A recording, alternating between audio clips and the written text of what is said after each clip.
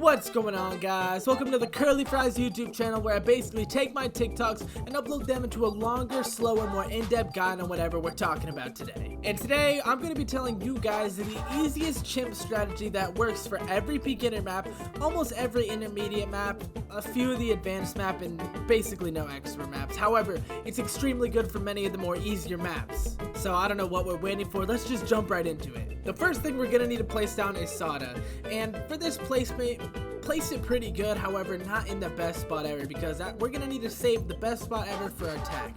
So I'm probably going to place my tack about right here, so I'm saving room by placing Soda on the bottom instead of at the top. Soda is an extremely good hero for all the early game for every beginner map. That's why I recommend you guys should buy her first, and that's why I use her so much. Next, in the best spot that you can find for the tack, you're going to want to place a tack there. Like I just said tack a lot there, but you're going to want to place this tack and upgrade your tack into a better tack, which the tack we're going to be upgrading to is going to be a tack shooter with a 203 cross path.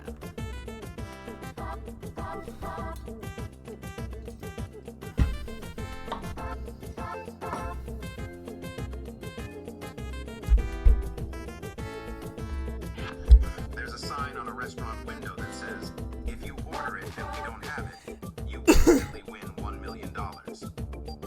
A man walking by notices the sign and walks in the restaurant and sits down at the table with a smirk on his face. The waiter asks what he will be having, and the man says, I will have white rhinoceros stew, please. The waiter comes out with a boiling hot... Just like that.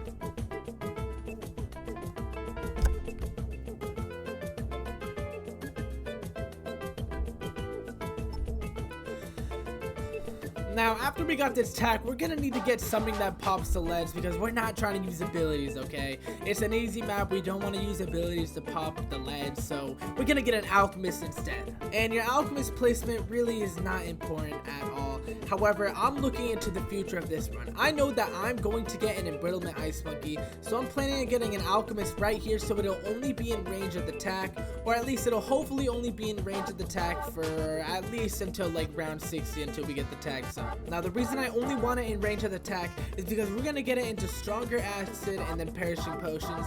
And if you don't know, if you have like quite a lot of monkeys when you get this cross path, it'll make it so the monkeys that you're actually having won't have the berserker brew buff always, you know.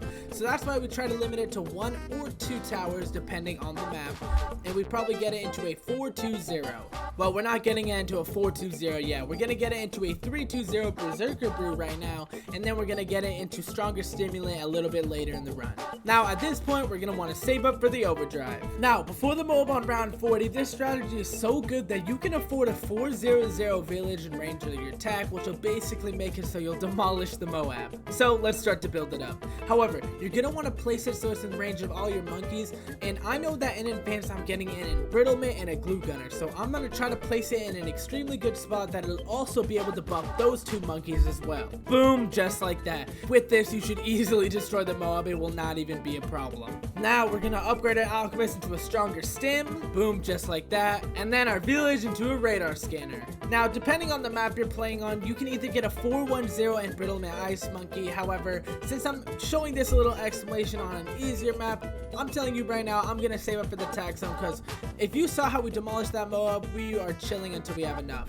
However, if you struggled with the Moab or you had to use Soda's ability or anything like that, I'd heavily recommend getting a 4-1-0 embrittlement ice monkey in range of your village next to your overdrive, okay? I'll explain this a little later when we actually get it, but you're gonna want to get it in range of your overdrive so it'll get that plus like a few damage when popping the Moabs. But we don't need to worry about that right now, because you're probably playing this on an easier map, because that's what this strategy is made for, you know. And then once you have enough money for it, you're gonna want to upgrade your tack into the tax, just like that. Now, at this point, we're not gonna start building up our perma spike in the bag yet. We're actually going to get a 4-2-0 embrittlement ice monkey like I was talking about before. Now, like I said, you're not gonna want to get it in range of the alchemist. However, you're gonna want to get it in a spot in range of the village, and in a spot where your tack zone will be hitting it, and it will be just like right next to your tack zone. So this is a perfect spot right here. And then upgrade it into a 4-1-0.